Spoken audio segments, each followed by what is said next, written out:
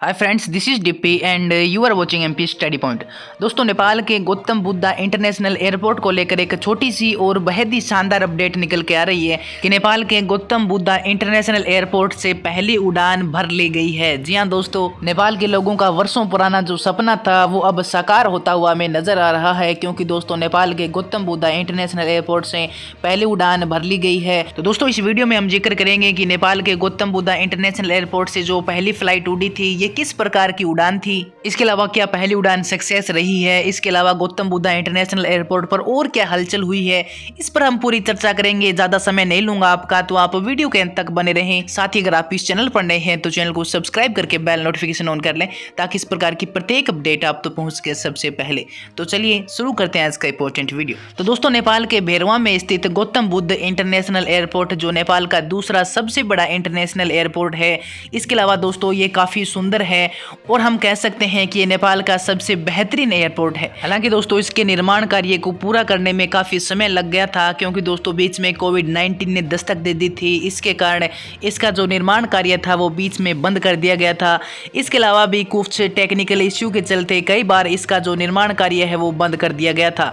लेकिन दोस्तों अब अच्छी बात यह है कि इसका जो निर्माण कार्य है वो 100% कंप्लीट कर लिया गया है और दोस्तों इससे पहली उड़ान भी भर ली गई है।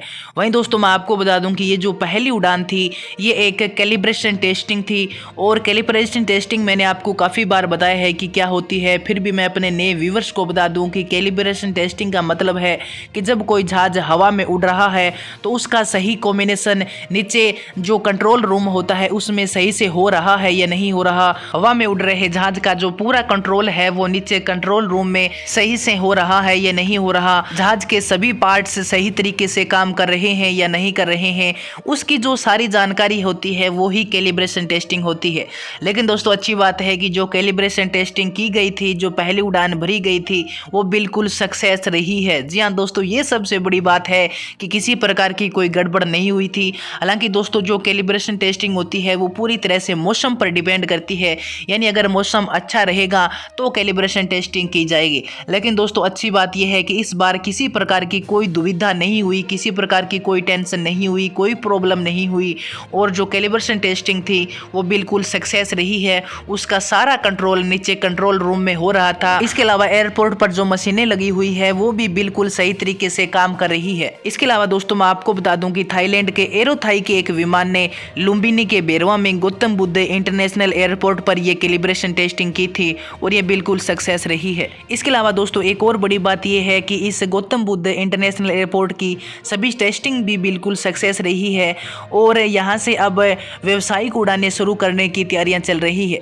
जी हाँ दोस्तों, कैलिब्रेशन टेस्टिंग के बाद अब हर प्रकार की उड़ानें यहाँ से शुरू करने की तैयारियां चल रही है और बताया जा रहा है कि गौतम बुद्ध जयंती पर यानी 16 मई से यहाँ से हर प्रकार की उड़ानें शुरू कर दी जाएगी। वहीं दोस्तों नेपाल की एक और गुड न्यूज़ मैं आपको बता दूं कि नेपाल के अंदर 5 और ऐसे हवाई अड्डे हैं जहां से अब कैलिब्रेशन टेस्टिंग होनी है, उनकी भी टेस्टिंग की जानी है।